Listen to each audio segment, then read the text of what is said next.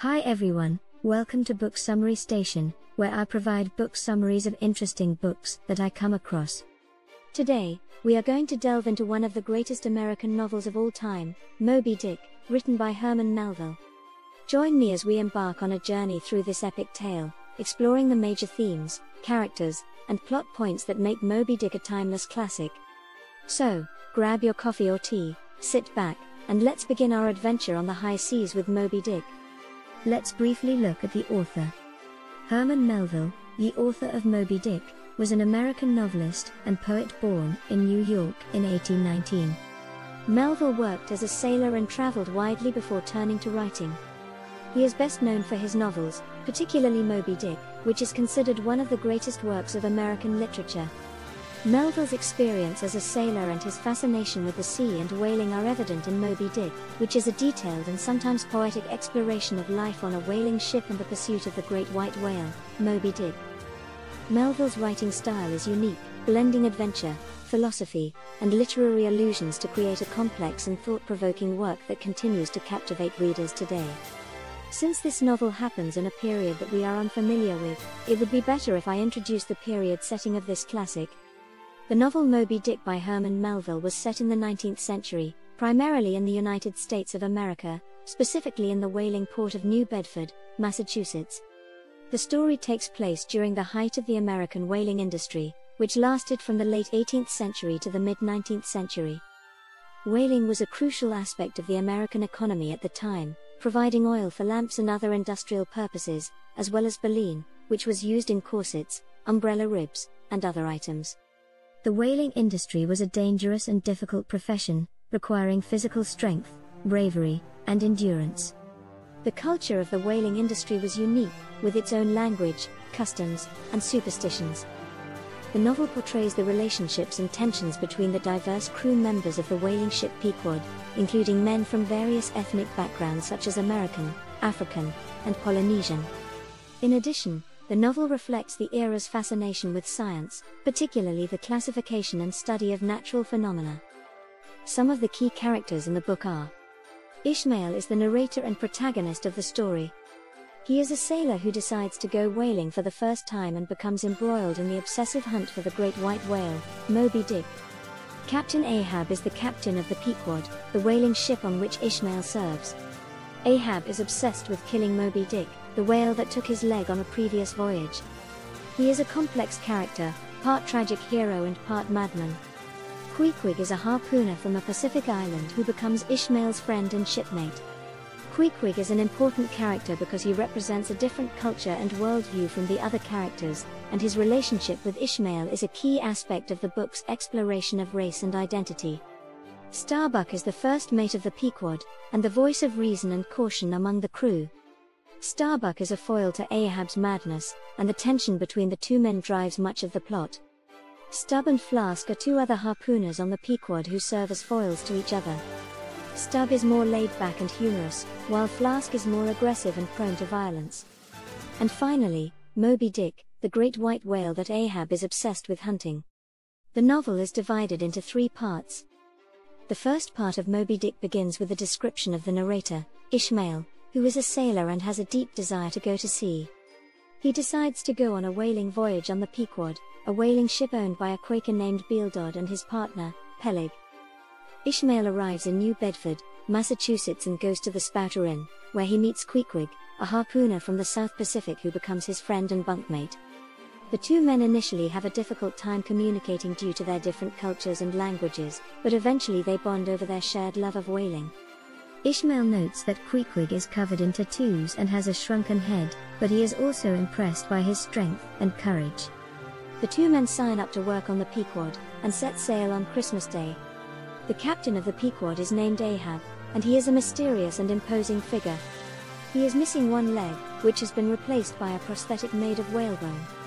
Ahab is obsessed with hunting down and killing a particular white whale named Moby Dick, which he believes is responsible for his injury. He has become so consumed with this goal that he is willing to put his crew in danger and risk his own life to achieve it. As the Pequod sails out to sea, Ishmael observes the crew and the various personalities on board. He meets Starbuck, the first mate, who is a thoughtful and responsible man. Stubb, the second mate who is jovial and irreverent, and Flask, the third mate who is short and arrogant. Ishmael also notes the diversity of the crew, which includes men from various countries and backgrounds. As the ship moves further out to sea, Ahab reveals his true nature to the crew. He is a tyrannical leader who demands complete obedience and devotion from his men. He gives a speech in which he declares his intention to hunt down Moby Dick, and asks his crew to swear an oath to help him. The crew is initially hesitant, but they eventually agree to follow Ahab on his quest. The Pequod encounters several other ships during its journey, and the crew engages in various whaling activities. They hunt whales for their oil, which is used to light lamps and lubricate machinery.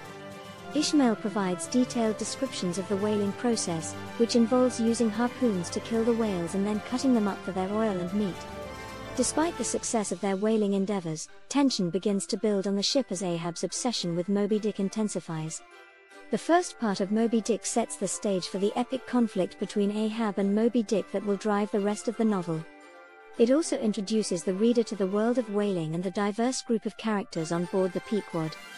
The second part of Moby Dick is entitled The Carpetbag and begins with Ishmael returning to the Spouter Inn to find Queequeg in a deep sleep. Ishmael decides to observe Queequeg and his pagan rituals more closely, noting that he is a member of a South Sea tribe and a cannibal. Ishmael is initially repulsed by Queequeg's behavior, but soon realizes that he is a noble and honest man. After a night of carousing with the sailors at the inn, Ishmael and Queequeg decide to find work on a whaling ship. They encounter a strange man named Elijah who warns them about Captain Ahab, a vengeful whaling captain who lost his leg to the white whale Moby Dick and is now consumed with a desire for revenge. Undeterred, Ishmael and Queequeg sign up for the Pequod, Ahab's ship, along with a diverse crew of men from all over the world. As they set sail, Ahab reveals his true purpose, to track down and kill Moby Dick at any cost. The crew is initially excited by Ahab's fervor, but soon begins to question his sanity as he becomes more and more obsessed with his goal. Despite their misgivings, the crew continues on the voyage, encountering other whaling ships and various sea creatures along the way. They also learn more about Ahab's past and his hatred for Moby Dick, which only serves to fuel his madness. As they approach the equator, the crew participates in a bizarre ritual known as the line crossing ceremony, which is overseen by Ahab himself. During the ceremony, Ahab becomes even more unhinged, and the crew begins to fear for their lives. The second part of Moby Dick is notable for its introduction of the novel's central conflict, the pursuit of the white whale Moby Dick by Captain Ahab and his crew. It also delves into the themes of obsession, revenge, and the dangers of unchecked ambition. The character of Ahab is particularly intriguing, as his descent into madness serves as a warning against allowing one's passions to consume them completely. The third and final part of Moby Dick is where the climax of the story takes place.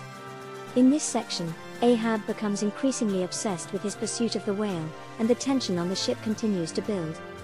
As they continue their journey, Ahab becomes increasingly fixated on finding Moby Dick, and the crew begins to sense that their captain has gone mad. Ahab is willing to risk the lives of his crew and the success of the mission in order to fulfill his own personal vendetta against the whale. The whale is finally sighted, and the Pequod engages in a fierce battle with Moby Dick. Ahab is determined to kill the whale, even if it means sacrificing his own life and the lives of his crew. In the end, the battle ends in disaster for the crew of the Pequod.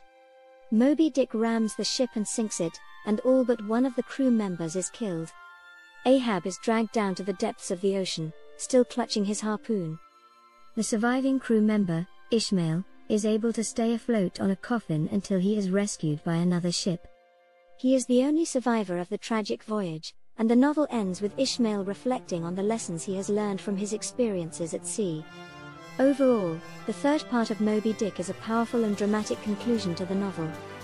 It emphasizes the themes of obsession and the destructive nature of revenge, and it leaves a lasting impression on readers long after they have finished the book. Moby Dick is a complex and multi-layered work of literature, containing a multitude of themes and takeaways. Here are some of the most significant. Obsession. The theme of obsession is woven throughout the entire novel, as Ahab's monomaniacal pursuit of the white whale drives the plot forward. This obsession also manifests in other characters, such as Ishmael's obsession with whales and Queequeg's obsession with his harpoon. Fate and free will. The question of whether events are predetermined or whether individuals have agency and free will is a central theme in Moby Dick. Ahab believes that his fate is sealed and that he is destined to destroy the white whale, while Ishmael's belief in free will allows him to survive the novel's events. Nature, the natural world and humanity's place in it are prominent themes in Moby Dick. The whale itself represents the power and mystery of nature, while characters such as Queequeg and Tashtego embody a deep respect for the natural world. Good versus evil, the battle between good and evil is a recurring theme in the novel, as Ahab's obsession with the white whale and desire for revenge are seen as destructive and evil, while Ishmael's compassion and respect for the natural world are viewed as good. Race and ethnicity, Moby Dick is notable for its portrayal of diverse characters, including Ishmael, Queequeg, and Tashtego, who are of different races and ethnicities. The novel explores issues of identity and cultural difference, and challenges stereotypes and prejudices. Death and mortality, death is a constant presence in Moby Dick, as the characters are engaged in a dangerous and deadly pursuit. The novel also grapples with larger existential questions about the nature of life and the inevitability of death. Knowledge and ignorance, the pursuit of knowledge and the dangers of ignorance are central themes in Moby Dick. The characters' experiences on the Pequod force them to confront their own limitations and ignorance, while Ishmael's pursuit of knowledge through observation and experience is presented as a path toward enlightenment. And that's a wrap on our summary of Herman Melville's classic novel, Moby Dick. We hope you enjoyed diving deep into the world of whaling and the hunt for the elusive white whale with us. We've covered the book's major themes, characters, and plot points, so hopefully, you have a good idea of what to expect if you decide to read the novel for yourself. Don't forget to leave a comment below and let us know what you think of the book and this summary. If you like the content, then feel free to like the video, as it will assist the YouTube algorithm in making this video reach like-minded people. And if you want to see more book summaries like this one, be sure to subscribe to Book Summary Station and hit the notification bell. Thank you so much for watching, and we'll see you in the next video.